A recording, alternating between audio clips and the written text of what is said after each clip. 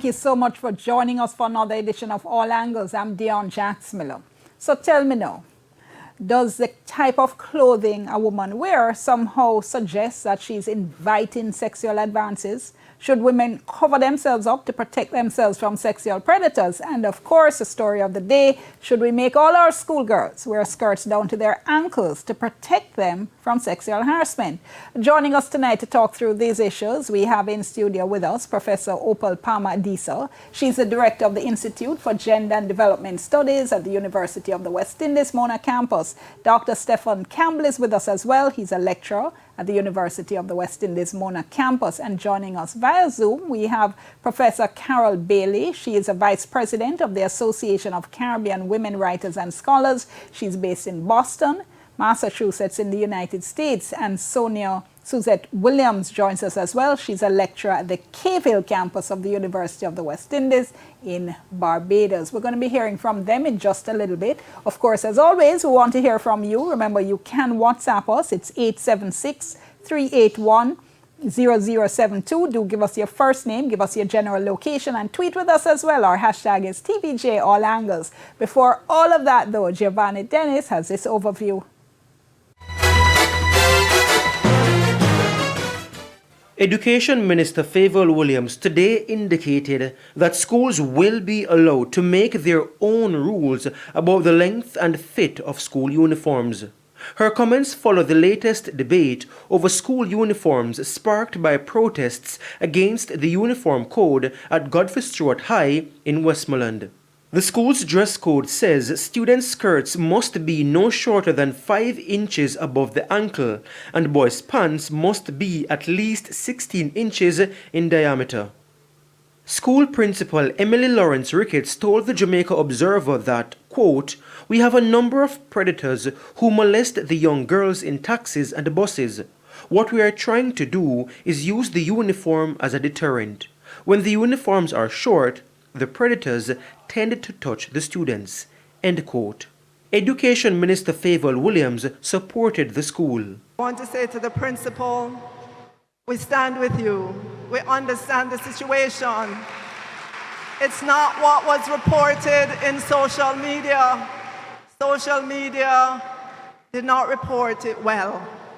And we need to support our principals when they stand up for discipline in school. Godfrey Stewart is not the only school mandating long skirts for schoolgirls. Here's Jonathan Grant High School. On All Angles last week, opposition leader Mark Golding called for national school uniform guidelines.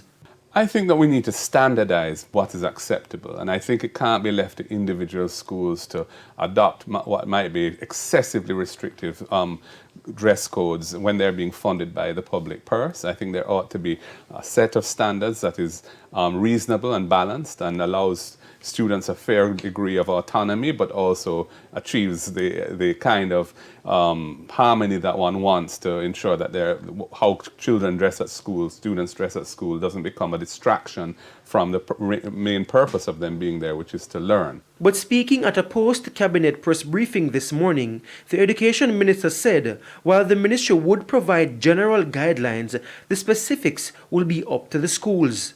The policy says to all our schools that, one, their local policy for the school should be written.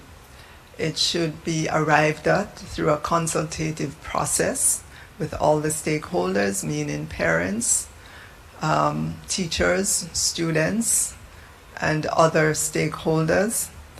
The policy should not be discriminatory. The policy should recognize cultural differences, religious differences, and so on, but it must be applied fairly across all students. So we set at a high level the standards, if you will, by which we will measure the policy at the school level. It is not currently done, and it is not our intention to prescribe the length of a girl's uniform or the length of a boy's pants or the size of it. We leave those decisions to our boards in our schools. But do shorter skirts really attract sexual predators? Will putting girls in long skirts keep them safe from harassment? What do research and data say? Giovanni Dennis for All Angles.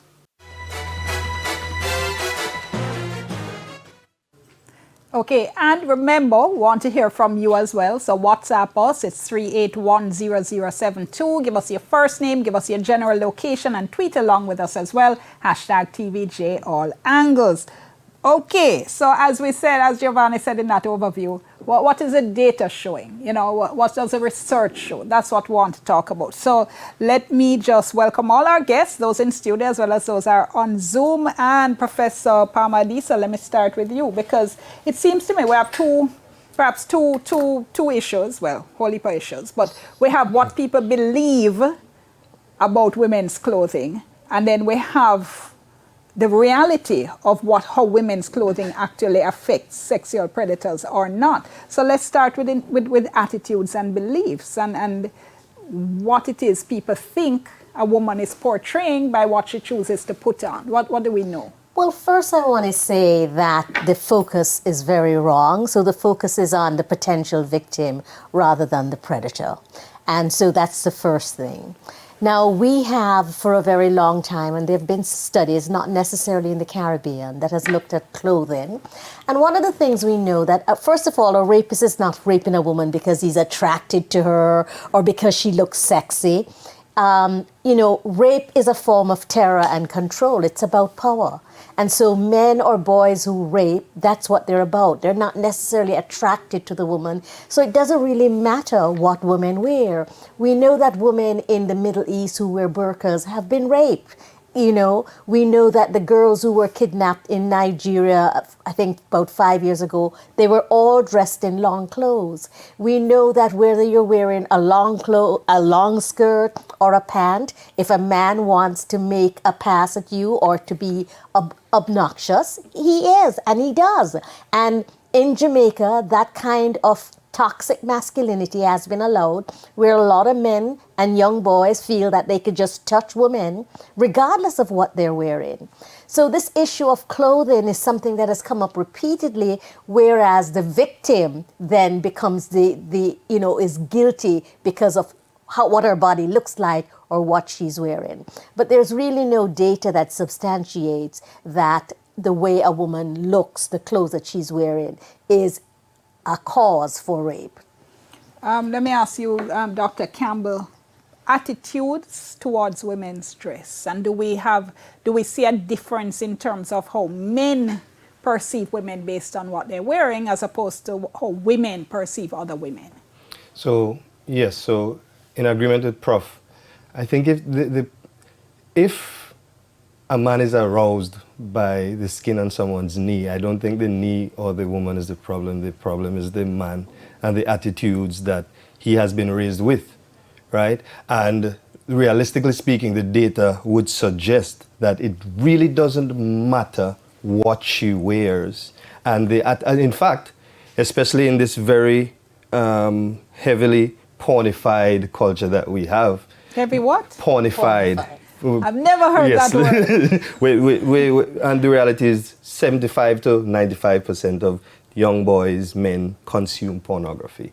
And there's a wide range from schoolgirl and all of these things. So what the woman wears is not the issue, it's the objectification of the woman, right? Hegemonic masculinity, the need to dominate the woman. So it really doesn't matter how high, how low, the length, none of that matters.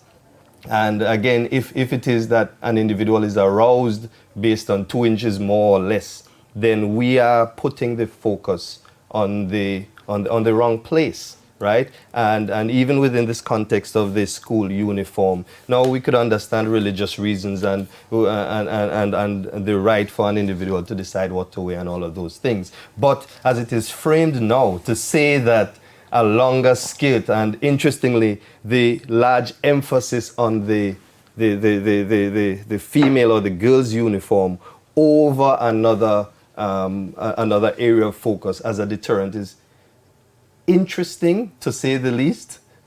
terrifying if we're looking at the other end of the spectrum. Terrifying. Okay. And nearly at our first break, let me just share a couple of social media comments, and we'll bring in our other guests when we come back. So we were asking men on Twitter if they approach or talk to women differently depending on what they're wearing. Jason says, I know your question is meant for your female audience, but I have to add my voice. I think the schools are going overboard with the lengths of girls' uniforms. To be frank, them ugly. Salah says certain liberal dressing might indicate to some men her tolerance level for frivolity, but most of us men, he says, are simple creatures. We want obvious visual clues, still we can barely interpret them properly. And Conroy says, yes, a woman's dress is directly related to how she's perceived by a man. Women know this too. That's why Victoria's Secret is so popular. We need to stop playing hypocrites. Let's go to the break. When we come back, we pick up the discussion and continue to share views with our guests as well as your comments. Stay with us.